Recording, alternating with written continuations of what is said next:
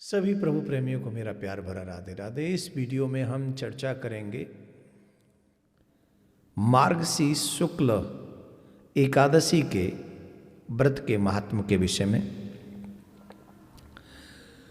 जिसे मोक्षदा एकादशी कहते हैं। एक बार धर्मराज युधिष्ठिर ने भगवान श्री कृष्ण से ये कहा, हे नाथ, आप तीनों लोकों के स्वामी हैं, सबको सुख प्रदान करने वाले हैं, सबको शांति प्रदान करने वाले हैं, आप जगतपति हैं, मैं आपको नमस्कार करता हूं। देव आप सबके हितैषी हैं, अतः मेरे संशय को दूर करने की कृपा कीजिए। मैं आपसे ये जानना चाहता हूं कि मार्गशीर्ष एकादशी का नाम क्या है, इसकी कथा क्या है और इसका महत्व क्या है, कृपा करके मुझे बताइए। भगवान श्री कृष्ण कहते हैं, धर्मराज, तुमने बहुत ही सुंदर प्रश्न किया है, जगत कल्याण के लिए प्रश्न किया है। मैं ये तुम्हें बता देना चाहता हूं, ये प्रश्न न सिर्फ तुम्हारा हित करेगा अपितु पूरे विश्व का कल्याण करेगा। मार्गशीर्ष शुक्ल एकादशी का जो नाम है वह मोक्षदा एकादशी है। इस मोक्षदा एकादशी का व्रत जो मनुष्य करता है, जैसा कि इसके नाम में ही है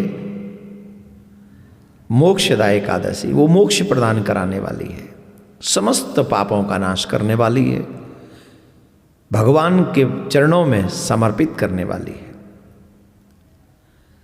इस दिन ब्रह्म मुहूर्त में उठकर स्नान करके एकादशी के व्रत का संकल्प करना चाहिए और फिर स्नान करके संकल्प करके प्रिया कांजू का, श्रीवन नारायण भगवान का अभिषेक करना चाहिए, उनका पूजन इत्यादि करना चाहिए, धूप दीप देने चाहिए, आदि आदि। ये क्रम आप सब बार बार करते हैं। लेकिन मुख्यतः जो प्रसंग है वो ये है, इसकी कथा हर मनुष्य को सुननी चाहिए। तो इसकी कथा कुछ इस तरीके से है कि गोकुल नाम के नगर में एक वैखानस नामक राजा रहा करते थे। उनके राज्य में ब्राह्मण बड़े विद्वान थे, चारों वेदों के ज्ञाता थे, वेदों के निपुण थे। वो अपनी प्रजा का पालन एकदम पुत्रवत किया करते थे, बहुत बहुत धार्मिक राजा थे। लेकिन एक दिन की बात है, उस राजा को स्वप्न हुआ कि उनके जो पिता हैं वो नरक में हैं, और इस स्वप्न को देखकर उनको बहुत कष्ट हुआ। उन्होंने सभा में आकर इस बात को रखा, और जब उन्होंने सभा में आकर इस बात को रखा तो अनेकों विद्वान कह रहे थे कि आपको इन सब बातों को एक ऐसे ऋषि को बताना चाहिए। पास में ही एक वन है और उस वन में अनेक ऋषि ऐसे रहते हैं जो भूत भविष्य और वर्तमान की बातों को जानते हैं। याद करिए, चंद्रमा एक अकेले ही बहुत है प्रकाश करने के लिए, उतना प्रकाश करते हैं कि अनेकों तारे मिलकर उतना प्रकाश नहीं कर सकते। इसलिए आप वन में जाइए और अपना दर्द उन ऋषि मुनियों को कहिए। तो राजा ये बात सुनकर उस वन की ओर गए। वहाँ अनेकों ऋषि मुनि थे, पर उसी बीच में उनकी जो उनको एक संत का दर्शन हुआ, उनका नाम था पर्वत मुनि। राजा ने उन्हें साष्टांग दंडवत किया और अपने स्वप्न की बात सारी उनको बताई। और जैसे ही स्वप्न की बात सारी बताई तो मुनि ने ध्यान किया, और ध्यान में राजा के नरक जाने का कारण पता चल गया। और वो कारण ये था कि उस समय तो बहुपत्नी का नियम था कि बहुपत्नी रहा करती थी। तो बताया कि तुम्हारे पिता ने कामातुर होकर एक पत्नी का तो हाथ पकड़ा, उसे तो सुख दिया, लेकिन उसी के कहने से जो तुम्हारी मीन्स उसकी जो सौतेली थी, दूसरी पत्नी थी राजा की, उसको उसने रति सुख नहीं दिया, जिसके कारण वो दुखी हुई। और इस रति सुख को न देने के कारण जो दुख उस स्त्री को हुआ था, उस दुख के देने के कारण तुम्हारे पिता नरक में हैं। तुम्हारा चरण पकड़ लिए, गुरुदेव कुछ ऐसा उपाय बताइए जिससे मेरे पिता उस नरक से मुक्त हो सकें। तब संत ने कहा कि तुम मार्गशीर्ष मोक्षदा एकादशी का व्रत करो और उस व्रत को करने का जो फल है वो अपने पिता को दे दो।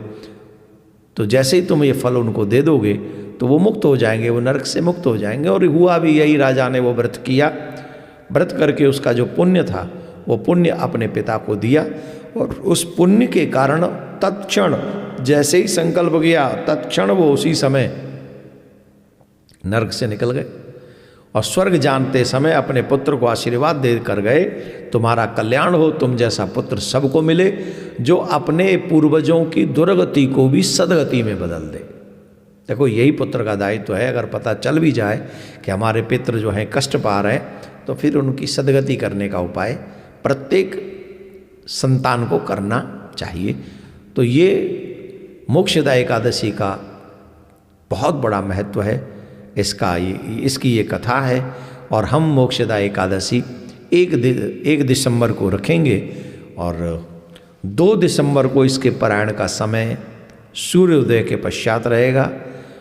व्रत पारायण का जो समय है वो 6:56 से 9:15 तक रहेगा। आप सभी जो लोग सामर्थ्यवान हैं वो व्रत रखा करें और ज़्यादा से ज़्यादा अपने जो 5 साल से 7 साल से बच्चे बड़े हैं उनको भी एकादशी का व्रत करवाया करें, क्योंकि प्रिया कांजू की कृपा से एकादशी का व्रत बहुत ही श्रेष्ठ है। अनेकों तारे और फिर उसमें एक चंद्रमा, तो व्रत बहुत महत्व है, चंद्रमा की तरह ही है सभी व्रतों में एकादशी का व्रत। प्रिया कांजू आपकी मनोकामना पूर्ण करें। एकादशी का व्रत वैष्णवों के लिए बहुत महत्वपूर्ण है। एकादशी का व्रत जो भी मनुष्य करते हैं, नारायण स्वयं उसके ऊपर बड़ी शीघ्रतापूर्वक प्रसन्न होते हैं। एकादशी के व्रत के विषय में ये कहा जाता है कि जो मनुष्य एकादशी के व्रत साल के 11 भी व्रत अगर कर ले तो व्यक्ति कभी नरक में नहीं जाता, वो तर जाता है, वो मुक्त हो जाता है। जो भी व्यक्ति इस व्रत को करता है उसकी सारी मंगलमयी कामनाएं पूर्ण हो जाती हैं। सुहागिनों के लिए एक विशेष बात यह है, जो सुहागिन इस व्रत को करती है, ये भी एक बहुत बड़ी समस्या हमारे समाज में प्रचारित की गई कि सुहागिन स्त्रियों को व्रत नहीं करना चाहिए एकादशी का। कोई कहता है सुहागिन को तुलसी नहीं पहननी चाहिए, कोई कहता है सुहागिन को चंदन नहीं लगाना चाहिए। भगवान जाने कहाँ कहाँ से ऐसे प्रवचन हमको कोई सुनाता है। इस व्रत में कहा गया है जो भी सौभाग्यवती इस व्रत को रखती हैं उनका सौभाग्य अखंड रहता है, उसके सौभाग्य को, उसका सुहाग दीर्घकालीन समय तक चिरजीवी रहता है। इसलिए सौभाग्यवती महिला को ये व्रत अवश्य करना चाहिए। एक और विशेष बात इस व्रत के विषय में हम कह दें और फिर अपनी वाणी को विराम देंगे, और वो विशेष बात यह है, जिन माता बहनों के, भाइयों के बच्चे जिनकी बात न मानते हो, बुरी आदतों से परेशान है अपने बच्चों की, उन माता बहनों को, उन भाइयों को कामदा एकादशी व्रत करते हुए पूजन करते समय भगवान से प्रार्थना करनी चाहिए। जो भी आपकी बच्ची की शिकायत है वो भगवान के चरणों में प्रकट करनी चाहिए। तो अगर आप ऐसी प्रार्थना भगवान से करेंगे तो जिन बच्चों में बुरी आदत है वो धीरे धीरे करके उन बुरी आदतों को त्याग देंगे और वो वैसे ही करने लगेंगे जैसा आप चाहते हैं। भगवान अपने इष्ट की पूजा करें, संयम रखें, झूठ न बोलें। इस दिन ध्यान रखें, झूठ न बोलें, क्रोध न करें, ब्रह्मचर्य का पालन करें। सुबह सूर्य उदय होने से पहले आप उठ जाएं। दोपहर में आप विश्राम न करें, अन्न ग्रहण न करें, चावल बिल्कुल भी ग्रहण न करें, और क्या नहीं करें, बस इतना ही कर लेना। इतने में मिल जाएगा फल एकादशी का। आप भी सुने, औरों को भी सुनाएं। आप सबका मंगलमय, भगवान आपका मंगल करे। राधे राधे।